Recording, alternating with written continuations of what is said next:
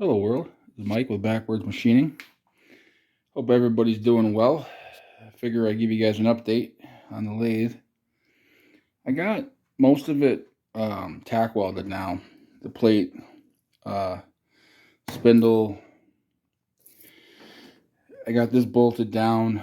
As far as the drive goes, as you can tell, not sure how well you can see this, but basically it's geared down a lot for this motor here. Now I'm making the adjustment plate upstairs on the CAD program for this motor, and I will show you that in a minute. But essentially, so far this is what I got. This also is a speed changer here to adjust the speed. So on top of this belt drive, I want to say this is a 1 to 5-ish ratio. So that motor down there is 3 horsepower at 8,000 RPM. And with this drive, it brings it down to about 2,000. And then this here is a 1 to 3. So I can run it at 2,000, or I can cut it down another third. But also, I have this here that I just finished putting on.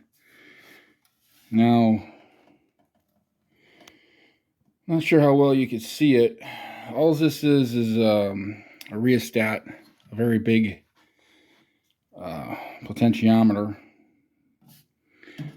And, I mean, this really isn't anything fancy.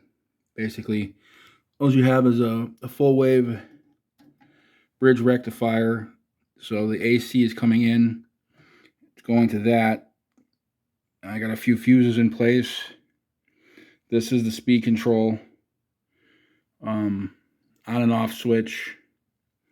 I ordered some capacitors off of AliExpress. It was the cheapest place. So, of course, now I'm going to have to wait a month and a half for those. But if I would have ordered them on Amazon, it would have been 10 times the price. So, I don't mind waiting a month. But this is where I'm at now. I'm estimating probably another 2 weeks. And this will be up and running. Not fully operational. Because, again, I still have to put the linear rails on here for the drill part. But, you know, that's neither here nor there. In any case, let me show you what I've got designed for that motor mount. Hold on. I don't know how well you guys can see this, but I'll do my best here. This is the design that I came up with. It's a little elaborate for a simple motor mount. Well, an adjustable motor mount.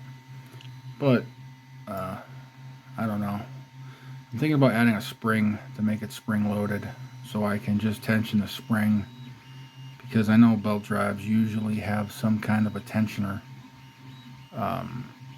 This radius right here is the diameter of the motor. These holes here are the holes in the motor to mount it to this plate. And I mean, the rest of this is self-explanatory. It's just going to give me some adjustment. Everything's coming in tomorrow, so hopefully I'm going to have this lathe running potentially tomorrow.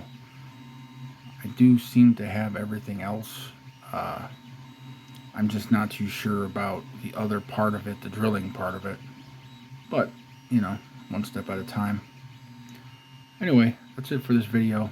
I know it's a quick one, but I want to get out an update.